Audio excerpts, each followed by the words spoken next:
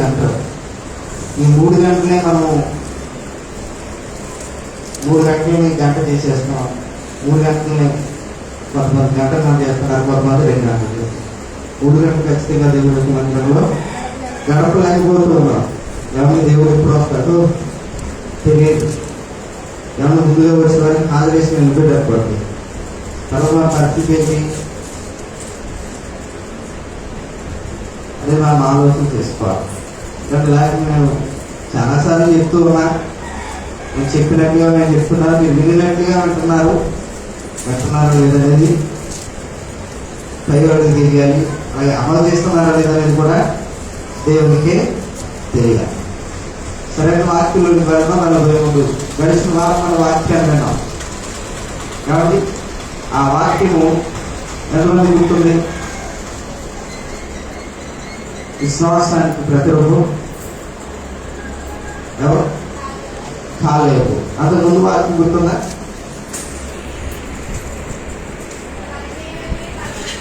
బలహీనులను బలవంతంగా చేసే దేవుడు. ఎవరు చేశాడు దేవుడు? గిద్యోనుని చేశాడు. ఈరోజు మీకు వచ్చింది మనకు.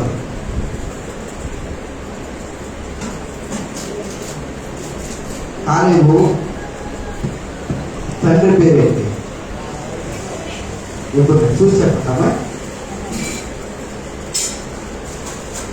కాలేబు తండ్రి పేరేంటి? ఎఫున్నే. యెహోషువ తండ్రి పేరు?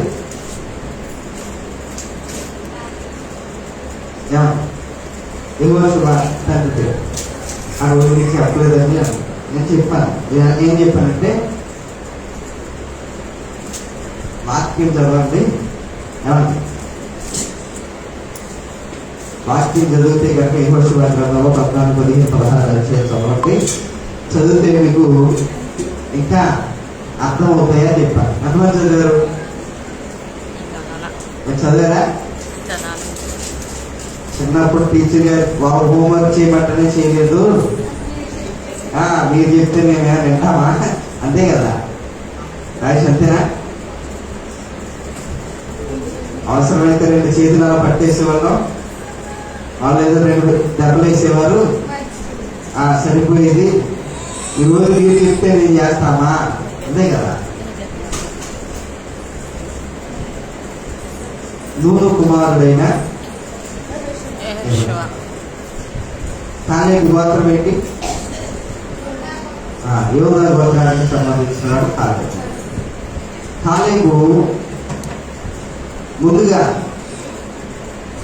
మోషే పంపినప్పుడు, కానానుకు పంపినప్పుడు కాలేబు యొక్క వయసు ఎంత?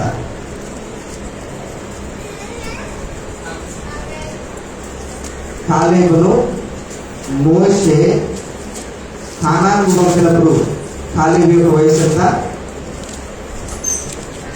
45 సంవత్సరాలు.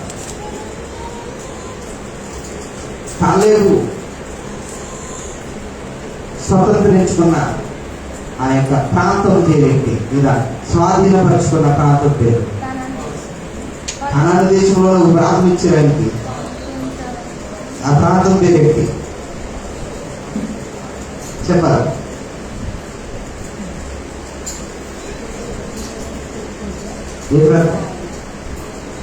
హెబ్రోను అనే ఆ ప్రాంతంలో అడిగి పెట్టినప్పుడు ఆయన యొక్క వయసు ఎంత? 85 సంవత్సరాలు.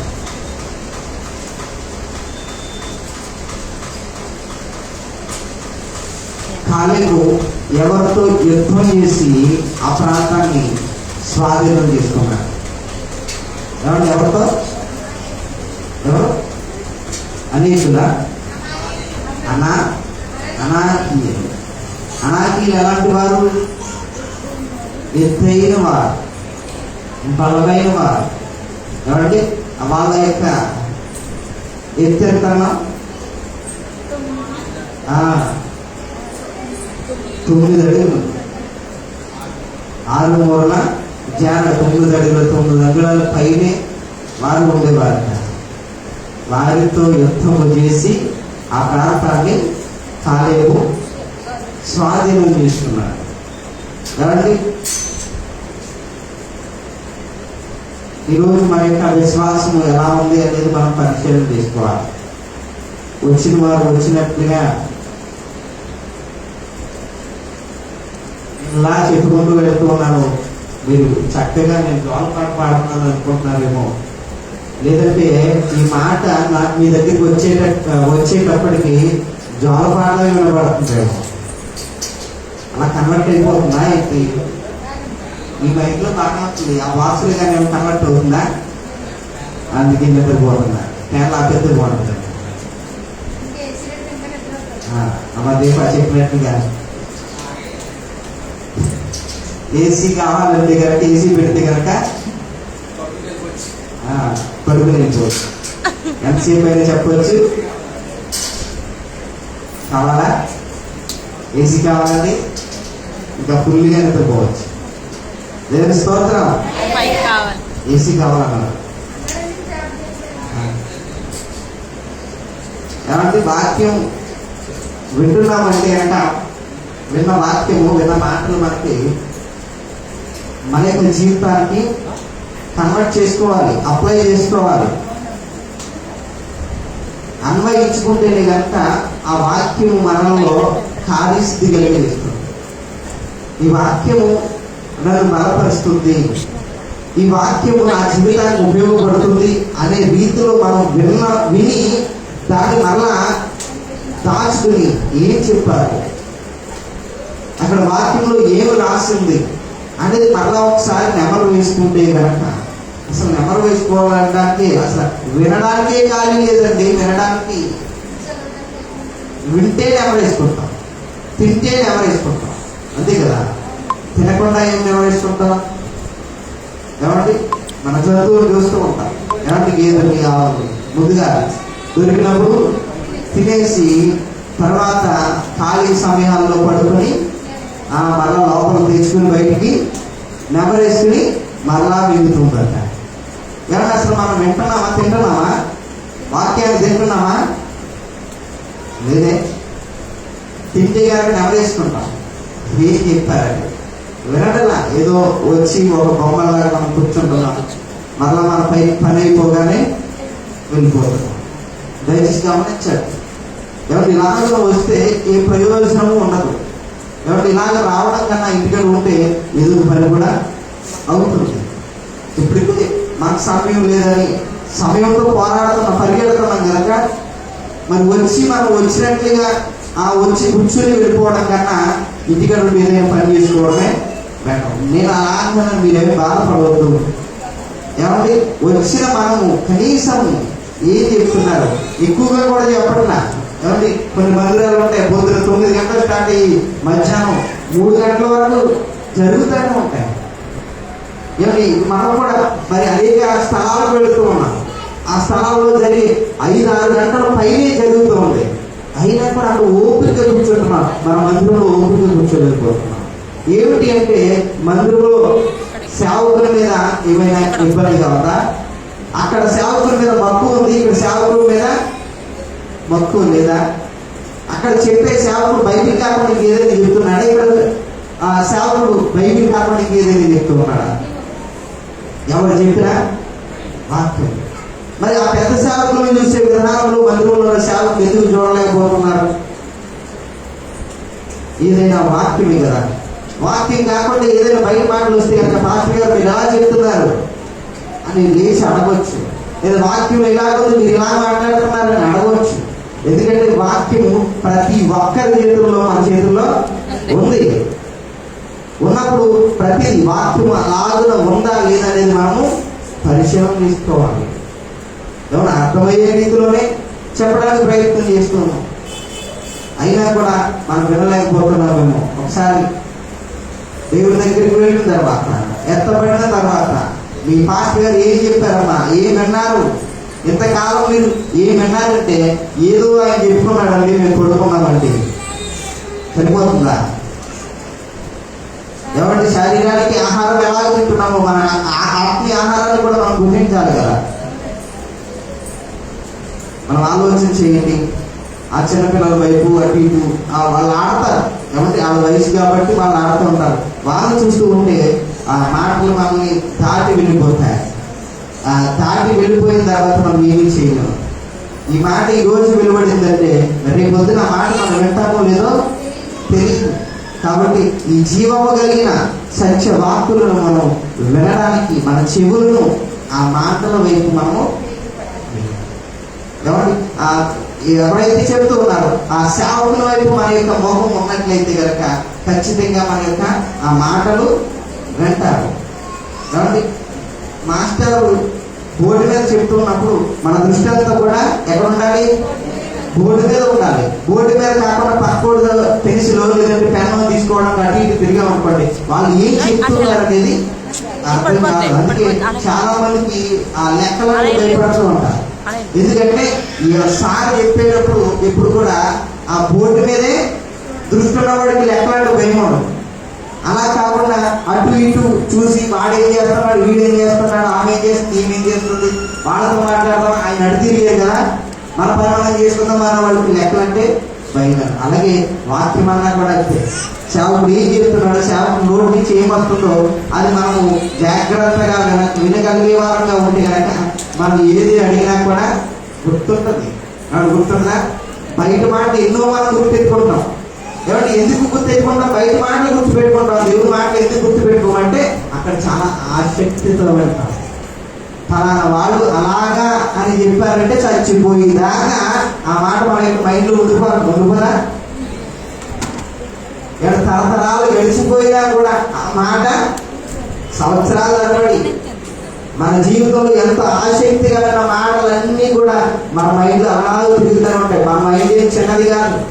కాబట్టి కంప్యూటర్లో డేటా స్టోర్ చేస్తున్నారు కదా, ఆ డేటా ఆ హార్డ్ డిస్క్ ఎంత అయితే ఉందో, దాని కెపాసిటీ ఎంత అయితే ఉందో అంతవరకే స్టోర్ అవుతుంది. కానీ వాటికంటే అధికమైన డేటా ఏమంటే ఒక 50-60 కంప్యూటర్లో హార్డ్ డిస్క్ ఎంత అయితే డేటా స్టోర్ అవుతుందో అంతకంటే ఎక్కువ డేటా మన మైండ్లో స్టోర్ అవుతుందంట.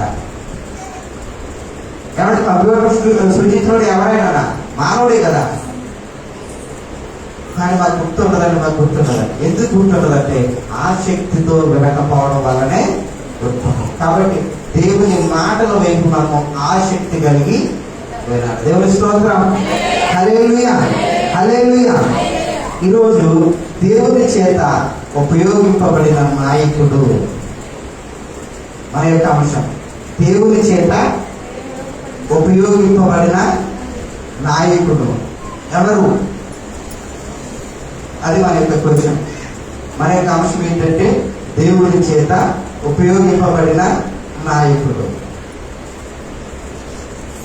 వాక్యంలోనూ న్యాయాధిపతుల గ్రంథం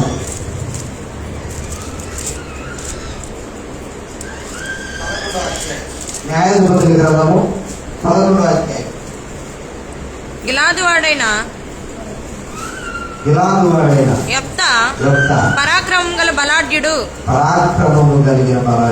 అతడు వేశ్య కుమారుడు. గిలాదు యెఫ్తాను కనెను. గిలాదు భార్య అతనికి కుమారులను కనగా వారు పెద్దవారే యెఫ్తాతో, నీవు అన్య స్త్రీకి పుట్టినవాడవు గనుక మన తండ్రి ఇంట నీకు స్థానము లేదండి, స్వాస్యం లేదనిరి. యెఫ్తా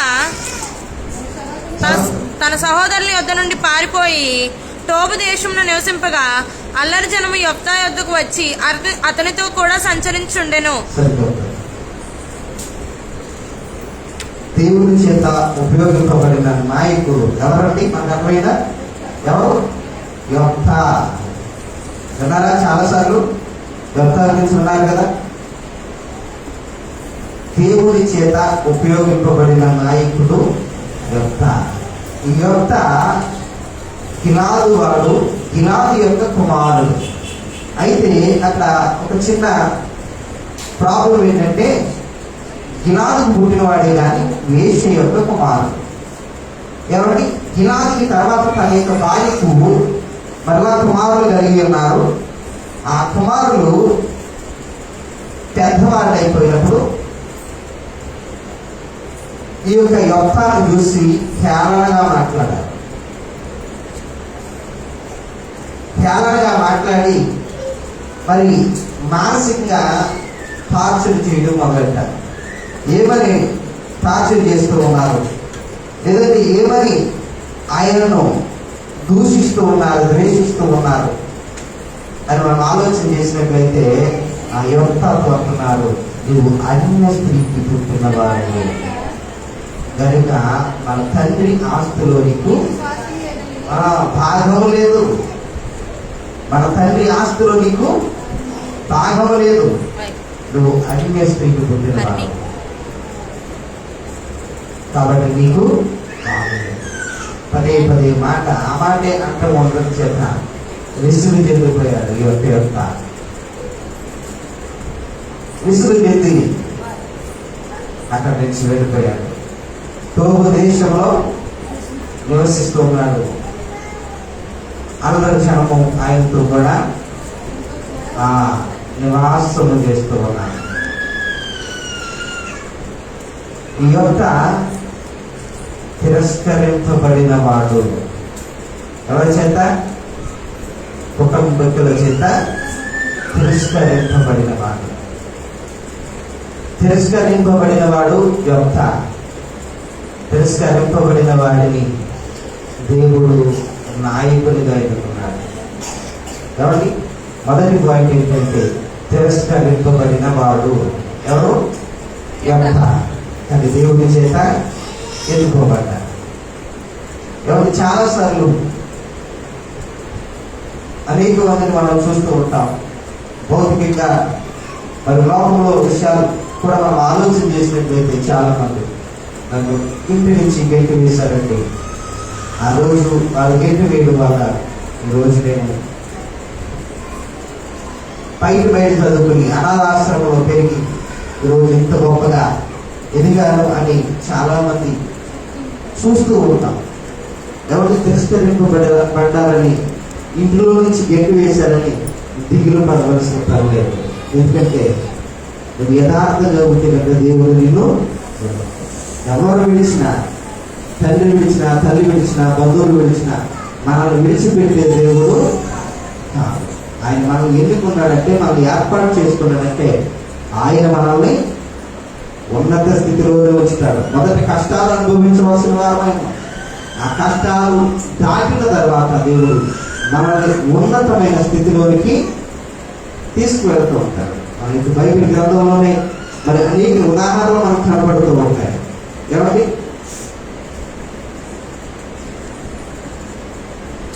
దావీదు మనం చూసినప్పుడు దావీదును అన్నలు చిన్న చూపు చూశారు. ఎంతమంది సైన్యం ఉంది, ఎంతమంది సైన్యం ఉంది, నడిపిస్తున్న నాయకుడు సౌలు రాజు ఉన్నాడు, ఎంతో మంది పరాక్రమశాలులు ఉన్నారు, వీరులు ఉన్నారు, శూరులు ఉన్నారు.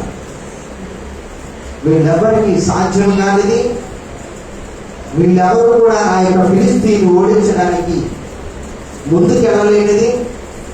నువ్వు చిన్నవాడివి, అసలు నువ్వు ఆ ఫిలిస్తీని మీదకి వెళ్ళడానికి ఎలా శక్తి చూపుతున్నావు? ఎందుకు చిన్నవాడమైన అంత పెద్ద పెద్ద మాటలు మాట్లాడుతూ ఉన్నావు? అతను చిన్న చూపు చూశారు. దేవుడు ఏర్పాటు చేస్తున్నాడు. అన్నలు వద్దంటున్నారు, వారిస్తూ ఉన్నారు. లేదు, నేను వెళ్తా, ఆ సున్న తెలియని ఫిలిస్తీని నేను అంతమ చేస్తా అని సవాలు చేశాడు. అన్నట్టుగా నేను పోలీసులతో కొట్టి చంపేశాడు. తిరస్కరింపబడినవాడు, అన్నల చేత వారింపబడిన వాడు ఈరోజు ఇశ్రాయేలుకి విజయాన్ని దయచేసేవాడు. దేవుని స్తోత్రం, హల్లెలూయా. మరి ఒక సందర్భం మనం ఆలోచన చేసినట్లయితే యోసేపుని అన్నలు తిరస్కరించారు. వీడు మనతో ఉంటే కనుక వీడు మన మీద ఏలుబడి చేస్తారట.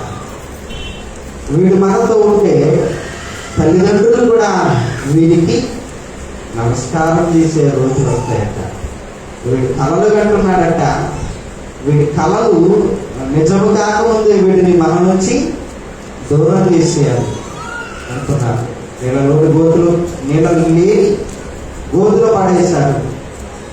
మళ్ళీ ఏమనుకున్నారు, ఇలా పడవేయడం వల్ల మనకు ఉపయోగం లేదు కానీ మనకి ఏ లాభం ఉండదు కానీ ఏదో ఐగుప్తీలు వస్తూ ఉన్నారు, వారికి పోటీపరికి అన్వేషారు. కొన్ని శ్రమలు అనుభవించాడు, జైల్లో పెట్టబడ్డాడు. అయినా తన యథార్థతను వదులుకున్నాడు, తన భక్తిని వదులుకున్నాడు. దేవుడు తర్వాత అతన్ని రాజునిగా ఐగుప్తు దేశానికి వేసేవాడు. కాబట్టి తిరస్కరింపబడిన, తృణీకరించబడిన దేవుడు విడిచిపెట్టే దేవుడు కాదు. అన్నలు తృణీకరించిన, కుటుంబీకులు తృణీకరించిన, ఎవరు తృణీకరించిన, ఎందుకు తృణీకరిస్తూ ఉంటారంటే మనలో లోపం లేకపోయినా, ఏమండి కొంతమంది మనకున్న ఆర్థిక పరిస్థితులను బట్టి తృణీకరించవచ్చు, కొంతమంది మనకున్న ఆరోగ్య పరిస్థితులను బట్టి తృణీకరించవచ్చు. ఈరోజు మనకి ధనం ఉందంటే కనుక మనతో పాటు అందరూ ఉంటారు, ధనం లేకపోతే మనల్ని సైడ్ చేసేసుకుంటారు. అందం ఉంటే దగ్గరికి వస్తారు, అందం లేకపోతే తృణీకరిస్తారు. ఇలాగన అనేక మంది భక్తులు తృణీకరించబడిన దేవుడు వారిని ఉపయోగించుకున్నట్టుగా మనకు అర్థమవుతుంది. ఈరోజు వాక్యం వింటున్న మనం కూడా మన జీవితాల్లో ఏ దశలో మనం తృణీకరించబడి ఉన్నాం. ఒకవేళ నన్ను తృణీకరిస్తూ ఉన్నారు, నన్ను అందరూ విడిచిపెట్టేస్తున్నారు, నన్ను అనాథన చేసేసారు అని నువ్వు దిగులు పడవలసిన పని లేదు. నీ దేవుడు నీతో ఉండగా నీకు ఎవరు కూడా అవసరం లేదు. దేవుడు నీకు సహాయం చేసే దేవుడు అయినాడు. నువ్వు చేయవలసిందల్లా నీ భక్తిని నువ్వు కాపాడుకో, నీ యథార్థత నీవు కాపాడుకుంటే కనుక నిన్నే అందరికంటే ఊహించలేని ఎత్తైన స్థానంలో దేవుడు ఉంచబోతున్నాడు. దేవుడి స్తోత్రం, హల్లెలూయా. ఏమండి దేవుడు ఏర్పాటు చేసుకున్న వాళ్ళందరూ కూడా అలాంటి వారే. ఏమండి దేవుడు ఏర్పాటు చేసుకున్న వాళ్ళందరూ కూడా గొప్ప గొప్ప వాళ్ళని ఎవరిని ఏర్పాటు చేసుకున్నా, ఆయన ఎప్పుడు ఏర్పాటు చేసుకున్న వాళ్ళందరూ కూడా ధృవీకరించబడిన వారిని, సమాజంలో నీచంగా చూసేవారిని. కాబట్టి ఆ యొక్క వాక్యం మనం ఆలోచన చేసినట్లయితే 1 కొరింథీయులకు రాసిన పత్రిక 1వ అధ్యాయము 27వ వచనంలో మనకు కనబడుతుంది. 1 కొరింథీయులకు రాసిన పత్రిక 1వ అధ్యాయం 27వ వచనం. ఏ శరీరియు దేవుని ఎదుట అతిశయింపకున్నట్లు జ్ఞానులను సిగ్గుపరచుటకు లోకములో నుండి వెళ్ళి వారిని దేవుడు ఏర్పరచుకొని ఉన్నాడు.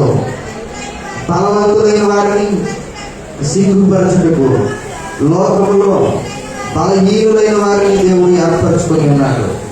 ఎన్నికైన వారిని వ్యర్థము చేయుటకు లోకములో నీచులైన వారిని, తృణీకరింపబడిన వారిని, ఎన్నిక లేని వారిని దేవుడు ఏర్పరచుకొని ఉన్నాడు. దేవుని స్తోత్రం, హల్లెలూయా. ఎవరండి? జ్ఞానం కలిగిన వారిని ఏర్పరచుకున్నాడా? ఉన్నతమైన వారిని ఏర్పాటు చేసుకున్నాడా? లేదండి. ఎవరిని? తృణీకరించబడిన వారిని, ఎన్నిక లేని వారిని ఆయన ఏర్పరచుకున్నాడు. నీచులైన వారిని ఏర్పాటు చేసుకున్నాడు, బలహీనులైన వారిని ఏర్పాటు చేసుకున్నాడు. ఏమండి? ఒకవేళ నేను బలహీనుడిని, తృణీకరించబడ్డాను, ఏర్పరచుకోలేదు, నేను ఎన్నిక లేని వాడిని, నువ్వు కృంగిపోవలసిన పని లేదు. దేవుడు ఏర్పరచుకున్నది, దేవుడు పిలుచుకున్నది నిన్నే. ఆయన పిలుపుకు లోబడితే చాలు, నీకు సమస్తమును జరిగించడానికి ఆయన సమర్థుడు. మోషే ఎత్తువాడు, నాకు మాట సరిగ్గా రావు, నేను ఎదురువాడితో మాట్లాడితేనే సరిగా మాట్లాడలేదు, నా మాట మాట్లాడితే ఎవరికి అర్థం కాదు. నాకంటే నాన్న స్పష్టంగా మాట్లాడగలదు, నాకంటే తెలివైన వాడు.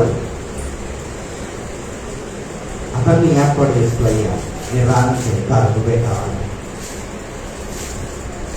ఏమండి? మాట్లాడించాడా? నడిపించాడా? మోషే అయినట్లో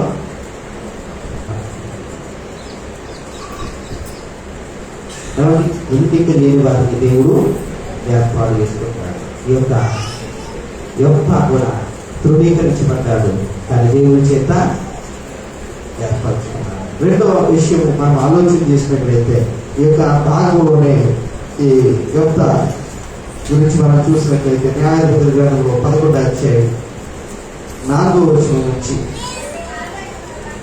మనం ఆలోచన చేసినట్లయితే ఈ యొక్క మరి తోపు దేశానికి వెళ్ళిపోయి అక్కడ 40 జనాంగంతో ఉంటూ ఉన్న పరిస్థితుల్లో ఈ ఇశ్రాయేలీయుల మీదకి అమ్మోనీయులు యుద్ధానికి వచ్చారు. ఏమంటే యుద్ధానికి వచ్చినప్పుడు ఈ అమ్మోనీయులు చూసి ఇశ్రాయేలీయులు అందరూ కూడా భయపడ్డారు. ఈరోజు మనకు నడిపించే నాయకుడు సరైన వాడు లేకపోతే కనుక ఈ అమ్మోనీయులతో యుద్ధం మనం చేయలేము. ఒకవేళ చేసిన వారితో యుద్ధాన్ని గెలవలేము. కాబట్టి మనకి ఒక నాయకుడు ఉండాలి. ఆ నాయకుడు యుద్ధ అయితే కనుక మన యుద్ధంలో గెలవగలము అని ఆలోచన చేసుకుని ఇశ్రాయేలు పెద్దలు కొంతమంది యుద్ధ దగ్గరికి వెళ్ళి, యుద్ధ నువ్వు వచ్చి మాకు నాయకుడిగా ఉండు, మాకు అధిపతిగా ఉండు, నువ్వు చెప్పినట్టుగా మేమంటాం. అదిగో ఆ యొక్క అమ్మోనీయులు వచ్చారు, మా మీదకి యుద్ధం చేయడానికి వచ్చి ఉన్నారు. కాబట్టి నువ్వు కనుక మాకు నాయకుడిగా ఉంటే కనుక ఆ యుద్ధంలో మనము విజయం సాధిస్తాం అంటే యుద్ధ అంటున్నాడు. మీరే కదా నన్ను వద్దని అన్య స్త్రీకి పుట్టిన వాడమని నన్ను గెంటేశారే, నన్ను మానసిక క్షోభం గురి చేశారు. అప్పుడు అవసరం లేదనుకున్న నన్ను గెంటేశారు. ఇప్పుడు అవసరం వచ్చేసరికి మన దగ్గరకు వచ్చి అడుగుతూ ఉన్నాను. లేదు ఎంత అలాగనొద్దు, అందుకే కదా మేము నీ దగ్గరికి వచ్చాము. ఆ రోజు నేను గెంటేసాం, నీకు అవసరం ఏముందని అనుకున్నాం. ఇప్పుడు మాకు భయంకరమైన పరిస్థితిలో మేమున్నాం, చావు అంచుల్లో మేమున్నాం. ఇదిగో అమ్మోనీయులు మమ్మల్ని అందరినీ హతము చేసేస్తారేమో. నువ్వు వచ్చి త్వరగా వచ్చి మాకు నాయకుడిగా ఉండయ్యా, నువ్వు చెప్పినట్టుగా మేము ఉంటాం. చూడండి ఏమండి, ఆలోచన చేయండి. మన అవసరం లేదని మనం గెట్టేసినా కూడా ఏదో ఒక రోజు మన అవసరము వచ్చేలాగా దేవుడు చేస్తాడు. ఏమండి చేస్తాడా? చాలా మంది అనుకుంటారు అక్కడ మాకు ఏదో అవసరం లేదు, ఏదైనా కూడా వారిని సంప్రదించకుండా నేను జరిగించేస్తానని అనుకోవచ్చు. కానీ ఆ అవసరం వచ్చేలాగా దేవుడు చేయగలడు. ఏమన్నా సమస్తము కూడా ఆయన ఆధీనంలో ఏదైనా కూడా ఆయన చేయగలడు. కాబట్టి ఈ యొక్క అవసరము ఇశ్రాయేలుకు వచ్చేటట్లుగా ఇశ్రాయేలు మీదకి అమ్మోనీయులను పంపిన వాడే. సరే ఏంటి ఇప్పుడు అంటే, ఇదిగో అప్పుడు జరిగిందేదో జరిగిపోయింది, ఇప్పుడు నీ దగ్గరికి మేము వచ్చాం. కాబట్టి నువ్వు మా యొక్క మనవిని అంగీకరించి మాతో కూడా మాకు నాయకులుగా ఉంటే కనుక నీవు చెప్పినట్లు ఇక మీదట నీవే మా నాయకుడు, నువ్వు చెప్పినట్టుగానే మేము వింటాము, మాతో రా అంటే సరే అని అంగీకరించి వారితో వెళ్తాడు. ఇప్పుడు పెడతాము నా సవాల్ ఏంటంటే అమ్మోనీయుల రాజుతో మాట్లాడతాం, లేదా ఆ అమ్మోనీయుల రాజుతో యుద్ధం చేయడం. ఏమండి అతడు చాలా జ్ఞానవంతుడని మనకు అర్థమవుతుంది. ఎందుకంటే ముందుకు వెళ్ళేటప్పుడు మనకు అర్థమవుతుంది. ఇతడు ఎవరికి కూడా అకారణంగా ఏమండి ఎదుటి వారిని బట్టి ఎదుటి వారు చెప్పిన మాటలను బట్టి నమ్మేసి వారితో యుద్ధం చేసేవాడు కాదు.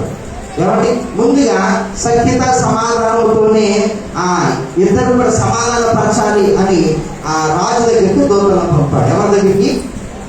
అమ్మోనీయుల రాజు దగ్గరికి దూతలను పంపాడు. పంపి అసలు ఈ ప్రాబ్లం ఏంటి, అసలు నీ యొక్క ప్రాబ్లం ఏంటి, సమస్య ఏంటి, ఎందుకు ఇశ్రాయేలీయుల మీదకి యుద్ధానికి వస్తూ ఉన్నావు, యుద్ధానికి ఎందుకు రావాల్సి ఉన్నది అని ఆలోచన చేస్తే ఇదిగో నీ ప్రజలు 14-13 వచ్చిన వాళ్ళని చూస్తే కనుక అమ్మోనీయుల రాజు అంటున్నాడు, ఇశ్రాయేలీయులు ఐగుప్తుల నుండి వచ్చినప్పుడు వారు అర్నోను మొదలుకుని యబ్బోకు వరకును యోర్దాను వరకును నా దేశము ఆక్రమించుకునేందునని నేను వచ్చి ఉన్నాను.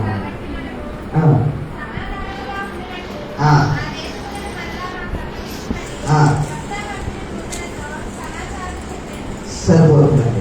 ఈ యొక్క అమ్మోనీల రాజు ఏమని చెప్తున్నాడంటే ఆ దూతలతో పంపిన వారితో అంటున్నాడు, ఎంతో పంపిన వారితో, ఇదిగో ఇశ్రాయేలీయులు ఐగుప్తు నుంచి వచ్చినప్పుడు అర్నోను మొదలుకుని యబ్బోకు వరకును అలాగే యోర్దాను వరకును నా దేశమును ఆక్రమించుకున్నందువల్లనే నేను ఇప్పుడు యుద్ధానికి వచ్చి ఉన్నాను. ఇప్పుడు మనం సమాధానంగా ఉండాలి అంటే కనుక ఆ దేశాన్ని మాకు అప్పగించుము అని చెప్తున్నాడు. కాబట్టి చాలా మరి అతనికి ఉన్న ఆ సమస్య ఏంటో, అతను ఎందుకు యుద్ధానికి రావాల్సి వచ్చిందో ఇతడు చెప్పేశాడు అమ్మోనీయులు. వెంటనే మరి ఈ యొఫ్తా మాట్లాడుతూ ఉన్నాడు. అసలు చరిత్ర తెలియకుండా నువ్వు మాట్లాడుతూ ఉన్నావు, అసలు జరిగింది ఏదో నీకేంటో తెలుసా అని అమ్మోనీయుల రాజుతో ఈ యొక్క యొఫ్తా మాట్లాడుతున్నాడు. జరిగిన సన్నివేశము ఆ యొక్క అంటే చరిత్ర ఏం జరిగింది అనేది ఆలోచన అతనే చెప్తూ ఉన్నాడు. చరిత్రలో జరిగిన కార్యం ఏంటి, అసలు ఎలాగున ఇశ్రాయేలీయులు యబ్బోకు వరకు ఎలాగో ఆక్రమించుకున్నారు, యోర్దాను వరకు ఎలాగో ఆక్రమించుకున్నారు లేదా స్వాధీనపరుచుకున్నారు అనే విషయాన్ని అతనికి అర్థమయ్యేటట్లుగా చెప్తూ ఉన్నాడు.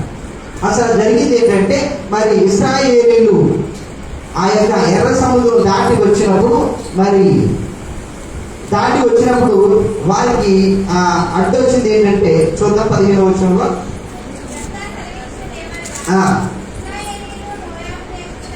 ఇశ్రాయేలీయులు మోయాబు దేశమునైనను అమ్మోనీయుల దేశమునైనను ఆక్రమించుకున్నారు. ఇశ్రాయేలీయులు ఐగుప్తులో నుండి వచ్చుచుండగా వారు ఎర్ర సముద్రం వరకు అరణ్యములు నడిచి కాదేశునకు వచ్చారు. యోధువు రాజునందుకు దూతలను పంపి నీ ద్వేషము గుండా పోవుటకు దయచేసి నాకు సెలవిమ్మని అడుగుగా ఏదోము రాజు ఒప్పుకొనలేదు. వారు మోయాబు రాజునందుకు అతడు సెలవీయనని అప్పుడు ఇశ్రాయేలీయులు కాదేశులో నివసించారు. ఇక్కడ జరిగింది ఏంటంటే, ముందు ఇశ్రాయేలీయులు ఎర్ర సముద్రం దాటి వచ్చి మరి అరణ్యంలో సంచరించి కాదేశులోకి వచ్చారు. కాదేశుకు వచ్చిన తర్వాత వారు ఎక్కడికి వెళుతూ ఉన్నారు, కానానుకు ప్రయాణమై వెళుతూ ఉన్నారు. కానానుకు ప్రయాణం అవుతున్నారు కనుక వారికి మధ్యలో ఒక దేశం అడ్డొచ్చింది, అది ఏదోమీల దేశము. ఆ ఏదోము రాజు దగ్గరికి వెళ్ళి, అయ్యా మేము నీ దేశము గుండా దేవుడు మాకు ఇచ్చుచున్న దేశానికి మేము వెళతాము, మేము మీకు ఏ అపాయం జరిగించము, మేము మీకు ఏ అపాయం జరిగించకుండా ఈ మీదకి ఏ యుద్ధానికి మేము రావడం లేదు, కానీ దేవుడు మాకు ఇచ్చిన దేశానికి మేము వెళుతూ ఉంటాం, కానీ ఈ దేశము గుండా వెళతామయ్యా అంటే ఆ ఏదోము రాజు ఒప్పుకోలేదు. అయితే తర్వాత ఆ మోయాబు దేశపు రాజు దగ్గరికి వెళ్ళి ఈ సమాచారమే, అయ్యా మేము ఇశ్రాయేలీయులు మేము కానానికి మేము వెళుతూ ఉన్నాము, నీ దేశం కూడా మేము వెళ్తామయ్యా అన్నాడు. అంటే అతడు కూడా ఒప్పుకోకపోతే ఆ కాదేశంలోని కొంతకాలము నివసించిన వారైనా తర్వాత కొంతకాలం అయిన తర్వాత మరి 18వ వచనంలో మనం చూసినట్లయితే, తరువాత వారు అరణ్య ప్రయాణం చేయొచ్చు ఎదోమీయుల యొక్క మోయాబుల యొక్క దేశముల చుట్టూ తిరిగి మోయాబులకు తూర్పు దిక్కునున్న కానాను దేశములకు ప్రవేశించి అర్నోను అద్దరిని దిగిరి. వారు మోయాబు సరిహద్దు లోపలికి పోలేదు, అర్నోను మోయాబు సరిహద్దు కదా. మరియు ఇశ్రాయేలీయులు అమోరీయుల రాజైన సీహోనును హెర్మోనును రాజులందరూ దూతలను పంపి ఈ దేశము గుండా మా స్థలములకు పోవునట్లు దయచేసి సెలవిమ్మని అతన్ని మనవి చేశారు. కాబట్టి వీళ్ళు మోయాబు రాజు ఒప్పుకోలేదు, అలాగే యోదోము రాజు ఒప్పుకోలేదు. ఆ కాదేశం నుంచి మరి చుట్టూ తిరిగి వచ్చి ఆ కానానికి అర్థం ఉన్న మరి ఆ యొక్క సీహోను, అదేనా ఏమండి సిహోను దగ్గర దిగిన తర్వాత మరి ఇప్పుడు అమోనియల్ రాజు దగ్గరికి ఏమంటే అమోనియల్ రాజు అయిన సిహోను దగ్గరికి అలాగే హెబ్రోను రాజు దగ్గరికి దూతను పంపి నీ యొక్క దేశపు గుండా మేము వెళతామంటే ఇతడు వాళ్ళు చెప్పినట్టుగా ఒప్పుకోకపోవడం కాదు, కానీ వీటి మీదకి యుద్ధానికి పంపినవాడు. ఎవరి మీదకి? ఇశ్రాయేలీయుల మీదకి. ఇశ్రాయేలీయుల మీదకి యుద్ధానికి పంపితే ఆ రోజు ఇశ్రాయేలీని దేవుడు ఏర్పాటు చేసుకున్నాడు కనుక ఇశ్రాయేలీయుల చేతికి అమ్మోనీయుల్ని అలాగే ఆ యొక్క సిహోనుని హెబ్రోనుని మరి వీరి చేతికి అప్పగించాడు. తర్వాత వీరి చేతిలో వాళ్ళంతా కూడా సమూలంగా నాశనం అయిపోయారు. వారు నాశనం అయిపోయారు కనుకనే యుద్ధంలో ఓడించి ఉన్నారు కనుకనే ఆ యొక్క అమోనీయుల రాజ్యము లేదా అమోనీయుల దేశము ఎవరి చేతికి వచ్చేసింది? ఇశ్రాయేలు చేతికి. ఎవరు ముందు 11 వర్షంలో చదివాం కదా, అర్నోను మొదలుకుని ఎబ్బోగు వరకును యోర్దాను వరకును నా దేశంలో ఆక్రమించుకున్నారని చెప్పాడు.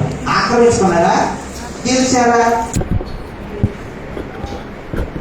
ఏమండి ఆక్రమించుకున్నారా? గెలిచారా? ఆక్రమించుకోలేదు కదా.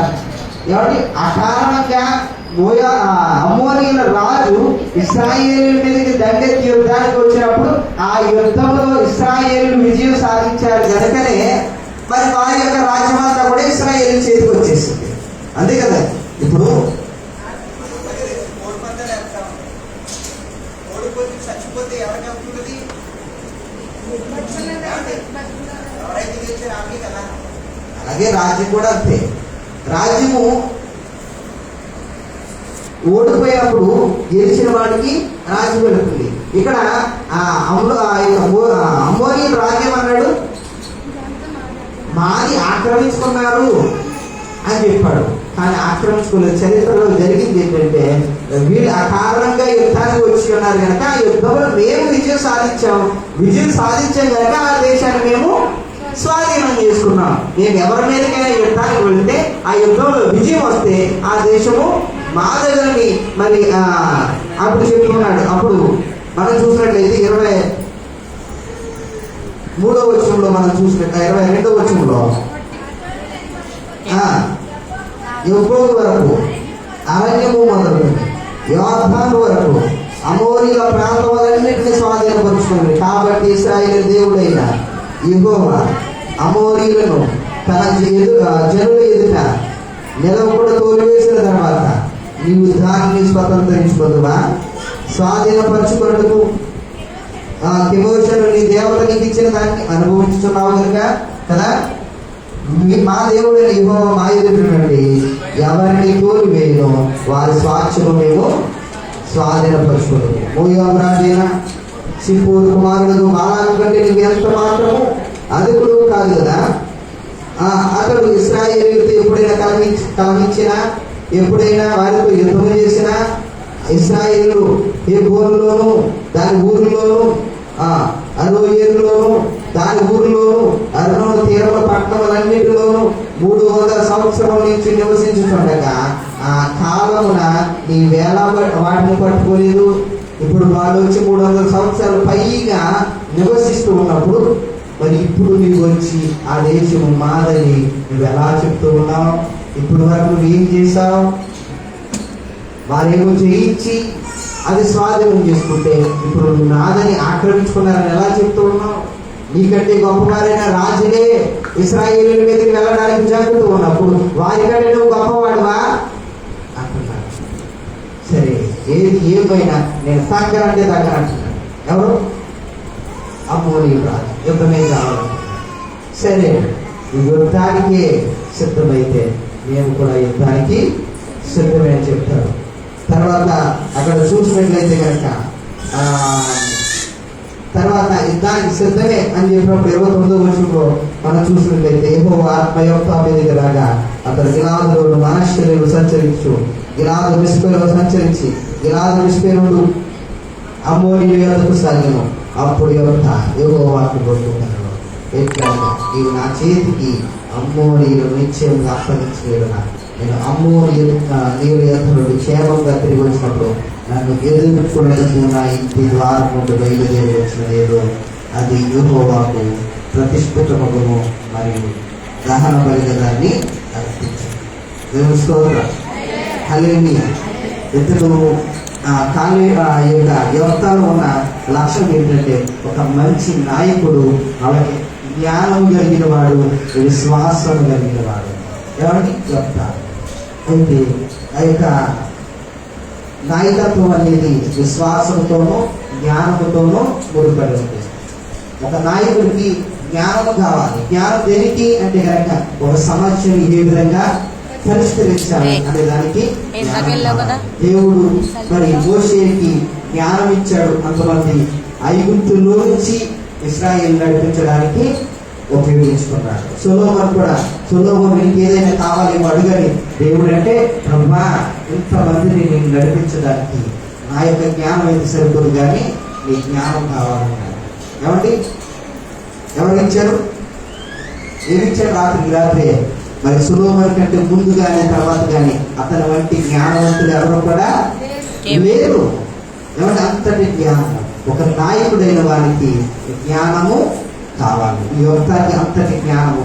అతడు అకాలంగా ఎవరి మీద గెలుపాలని వెళ్ళడానికి ఇష్టపడలేదు, కానీ సమస్యను శాంతియుతంగా పరిష్కరించాలనుకున్నాడు. ఒక నాయకుడిగా ఉండవలసిన వాడు ముందుగా ఎప్పటికప్పుడు ఈ యుద్ధాలు కానీ గొడవలు కానీ వెళ్ళడం కాదు, కానీ ఒక నాయకుడిగా అంతా కూడా సమాధానపరచడానికి ప్రయత్నం అనేది చేయాలి. ఒక నాయకుడిగా మనం అబ్రహామును చూస్తూ ఉంటాం. కాబట్టి లోతు మీద యుద్ధానికి వెళ్ళినప్పుడు వారి సహోదరులతో మరి అంతా కూడా సమాధానపరచడానికి చూస్తున్నాడు. తర్వాత కలహం వచ్చినప్పుడు లోతు యొక్క కాపరులకి, అలాగనే అబ్రహాము యొక్క కాపరులకి కలహం వచ్చినప్పుడు మనము ఇక్కడ ఉండడము ఇలాగ మనమంద నీ మంద నా మంద ఎక్కువైపోతూ ఉన్నాయి కనుక మనం ఇక్కడ ఉంటే కనుక ఇలా కలహాలు ఉంటాయి. కాబట్టి నువ్వు ఏ ప్రాంతానికి అయితే వెళ్ళు, నీకు ఇష్టం వచ్చిన ప్రాంతానికి వెళ్ళు, నువ్వు వెళ్ళిన దానికి వ్యతిరేక దిశలో నేను వెళ్తానని అబ్రహాము సమాధానంగా మాట్లాడాడు. ఏమండి, ఇలాగ చూస్తే ఒక నాయకుడు సమాధాన పరిచేవాడుగా ఉండాలి. ఈ యొక్క యువతలో సమాధాన పరిచే జ్ఞానము అతనిలో ఉన్నది. ఇది ఒక నాయకుడు అయిన వాడు, లేదా నాయకుడిగా అవ్వాలనుకుంటున్న మనలో కూడా అనుకుంటాం. మనమందరం కూడా ఒక్కొక్క నాయకుడినే. ఏమండి, రాజేష్ నాయకుడినా వింటున్నావా? ఏమండి, అందరూ కూడా మనం కూడా ఒక నాయకుడిగా ఉండాలని అనుకుంటాం. కాబట్టి కనుక మనం కూడా మరి దేవుడి జ్ఞానాన్ని మనము అడగాలి. నాయకుడు అయిన వాడు ఎలా ఉండాలి? తెలివితోనూ జ్ఞానంతోనూ వ్యవహరించాలి. కాబట్టి సొలొమోను దగ్గరికి ఇద్దరు వేసులు వచ్చారు. వచ్చిన తర్వాత ఇద్దరికి కూడా ఇద్దరు పిల్లలు పుట్టారు, మగ పిల్లలు. ఒక ఆమె అంటూ ఉంది, పడుకుంటే ఆ బిడ్డ మీద పడుకుందంట, ఆ బిడ్డ చనిపోయాడంట. చనిపోయిన తర్వాత ఇంటికి వేసి చూసేటానికి ఈ బిడ్డ చనిపోయాడు. చనిపోయిన బిడ్డని పక్కలో వేసేసి ఈ బిడ్డను ఆవాడు. ఈమె లేచి చూసేసరికి ఈ బిడ్డ చనిపోయినాడు. సరిగ్గా పరిశీలించి చేస్తే ఆ బిడ్డ ఆమె బిడ్డ కాదు. బిడ్డ కాకపోయేసరికి ఇదిగో చనిపోయిన బిడ్డ నీవాడు, బ్రతుకున్న బిడ్డ నావాడు. ఇది వాళ్ళిద్దరి మధ్య తేలలేదు. నా బిడ్డ చచ్చిపోయాడంటే నీ బిడ్డ చచ్చిపోయాడు, నీ బిడ్డ చచ్చిపోయాడంటే నా బిడ్డ చచ్చిపోయాడు అన్నట్లుగా బ్రతుకున్నవాడు నావాడంటే బ్రతుకున్నవాడు నావాడని ఇద్దరి మధ్య తర్కము తారాస్థాయికి వెళ్ళిపోయింది. ఇది ఇద్దరి మధ్య తీరే సమస్య కాదు. ఇలాగైతే కనుక అవసరమైతే మరి చాలా ఇబ్బందులు గురవుతారు, తారాస్థాయికి వెళ్ళిపోతుంది కనుక అని వాళ్ళిద్దరు కూడా ఆ చనిపోయిన బిడ్డని అలాగే బ్రతుకున్న బిడ్డని తీసుకుని రాజు దగ్గరికి వచ్చారు, సొలొమోను దగ్గరికి వచ్చారు. వచ్చి, అయ్యా ఇదిగో మేమిద్దరం పక్క పక్కన వేసుకుని మా బిడ్డలతో పడుకున్నాం, కానీ ఆ నిద్రలో తన బిడ్డ చనిపోయాడు. ఇప్పుడేమో ఈమెమో బ్రతుకున్న నా బిడ్డను తీసుకుని ఆ బ్రతుకున్న బిడ్డ నా బిడ్డని నాతో కలహిస్తుంది, వ్యాజ్యమాడుతుంది, గొడవ పడుతుంది. కానీ ఆ బిడ్డ నావాడేగా లేదు, ఆమె తప్పు చెబుతుంది. ఆ చనిపోయిన బిడ్డ ఆమె బిడ్డ, ఆ బ్రతుకున్న బిడ్డ నా బిడ్డని వాళ్ళిద్దరూ కూడా రాజు ఎదుట వారి యొక్క వాదోపవాదం వినిపిస్తున్నారు. రాజు ఏం చేశాడో తెలుసా? సరే మంత్రి నువ్వు కత్తి తీసుకురా, బిడ్డలు పడిగి ఆ బ్రతుకున్న బిడ్డని 2 భాగాలు చేసి చేతిలో మొక్కించాడు. చేసేయండి అయ్యా, చేసేయండి 2 ముక్కలు చేసి ఆమె ముక్క నాకు మొక్కించింది.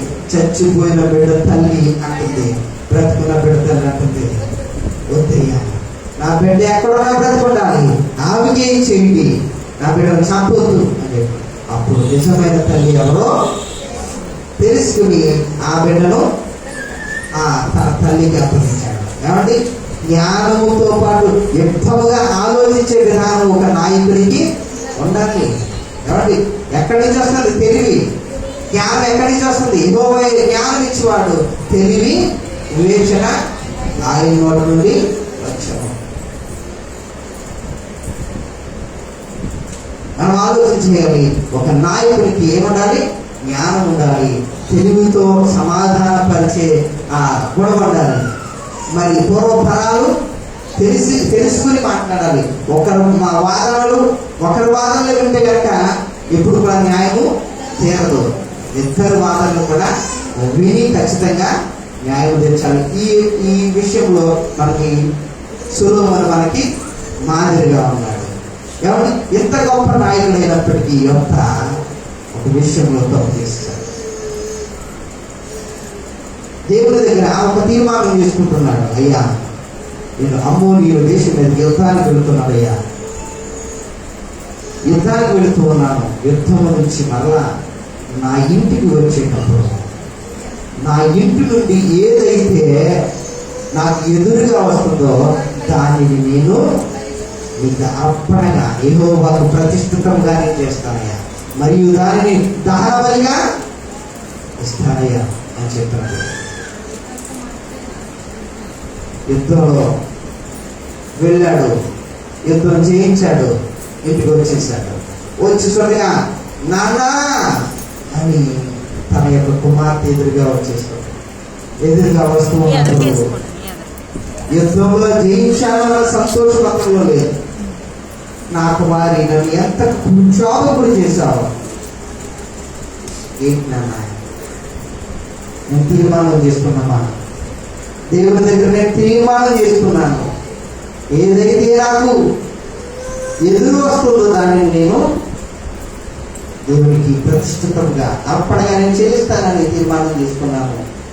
ఇదిగో నేను అనుకున్నాను, ఏ పొట్టేలో ఏ కోడో ఎదురుగా వస్తుందేమో దాన్ని నీకు బలిగా అర్పిస్తానన్నాను. అది కాకుండా నీవే ఆ కుమార్తె తండ్రి నువ్వేమీ దిగులు పడవలసిన పని లేదు, నువ్వు ఏదైతే ఒప్పుకున్నావో ఆ రీతిగానే ఉంది. కానీ నాకు 2 నెలలు స్వామి, ఆ 2 నెలల్లో నేను దేవుడు నాకు ఇచ్చిన జీవితాన్ని బట్టి, ఈ యొక్క కన్యత్వాన్ని బట్టి నేను అరణ్యంలోకి పోయి నేను ప్రాలాపించి వచ్చి అప్పుడు నువ్వు ఒప్పుకున్నట్లుగా నువ్వు నన్ను చేయలేదని అని చెప్పినప్పుడు సరే అమ్మా అని వెళ్ళి తన యొక్క చెలిగతంతో వెళ్ళి 2 నెలలు అయి తిరిగి వచ్చిన తర్వాత ఏదైతే ఒప్పుకున్నాడో అది చెల్లించిన వాడే ఉన్నాడు.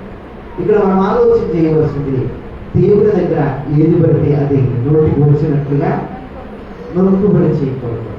ఎందుకంటే అకారణంగా మనం మొక్కుబడి అలా చేసిన వారిని అయితే కనుక ఎవరి కొన్ని మనకి ఇష్టమైనవి మనము కోల్పోవలసిన వారం ఏమిటో. ఇక్కడ యువతకి ఆ కుమార్తెకు ముందు కానీ వెనక కానీ పిల్లలు లేరు, ఒక్కగానొక్క కుమార్తె. కాబట్టి ఎంతో ఇష్టంగా చూసుకున్న కుమార్తె అతను నోటి మాట వలన, దేవునికి తీర్మానం చేసుకున్న మాట వలన అతడు ఆ కుమార్తెను కోల్పోవలసి వచ్చింది. మనం ఆలోచన చేయాలి, మనం నోటి మాట దేవుడితో ఎలాగో మాట్లాడుతున్నాం, మన తీర్మానాలు ఎలా ఉన్నాయి అనేది మనము జాగ్రత్త కలిగి మనం మాట్లాడాలి దేవుడితో. దేవుడి ముందు ఏదైనా మనము మొక్కుబడి చేసుకున్నామైతే అది మనం తీర్చగలమా లేదనేది కూడా మనము ఆలోచన చేయాలి. లేదంటే దాని యొక్క పర్యవసనాలు చాలా ఇబ్బందిగా ఉంటాయి, నష్టం కలిగించేవిగా ఉంటాయి. మనం చూస్తాం, యాషావును చూస్తూ ఉంటాం. యాషావు ఎక్కడో అరణ్యంలోకి వెళ్ళి అడవుల్లోకి వెళ్ళి ఆ యొక్క వేటాడి వచ్చాడు. ఆ సమయంలో అతనికి ఆకలి వేసేస్తుంది, వండుకునే సమయం కూడా ఆగలేకపోతూ ఉన్నాడు. అప్పుడే యాకోబు వండుతున్నాడు, ఎర్రగా మంచి సువాసన వచ్చేసి కూర వండుతున్నాడు. అరే తమ్ముడు, ఆ కూర ఏంటో నాకు ఎట్రా ఆకలి కావాలి అన్నయ్య, నేను నీకు ఇచ్చేస్తాను కానీ నువ్వు చేసి పెట్టి మొత్తం నాకు ఇచ్చి అదెంతనా. ఇప్పుడు ప్రస్తుతం అయితే నాకు కడుపు మండిపోతుంది, అది తీసేసుకో,